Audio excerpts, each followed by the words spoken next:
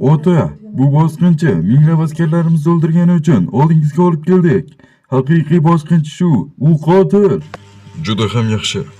Iblislar qiroli sifatida bizning shohligimizga qilgan jinoyating uchun seni jazolayman. Xo'sh, qanday? Salon ota, mening qizimni o'zingga xotin qilasan. Shoshma, qizingga uylanishim kerak. To'g'rimi? Axir boshqa o'g'illarlaringni o'ldirgan edim-ku. Ha, qo'yaver. Ular o'ylaganingdan ham ko'pligidan darajasi ismi ham esidan chiqib ketgan.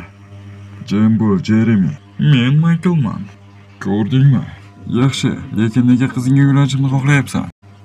Agar Malikaga uylansang, boshqa bolalarni sening qaynukalaring bo'ladi. Kuyovliging uchun oilamizga tahdid qila olmaysan. To'g'rimi? To'g'ri. Xo'sh, men roziman. Xizmatkor bo'lmaganlar. O'ylaganimdan ham tez rozi bo'ldim. Ishonavering, bu boshqa variantlarimni ko'rganda yaxshiroq.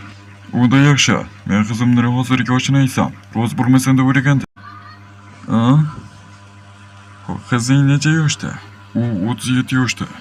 Oho, biroz kattaroq, lekin bu yaxshi. Lekin inson yiliga hisoblasak, taxminan u hozir 5 yoshda. Endi iblislar an'anasiga ko'ra, qizlar nigohni muqaddas qilishiga kerak. Ko'z oldimda. Hozir otangni o'ldiraman. Bunga roziman. To'xtinglar, bu hazil edi. Kamera yozyapti.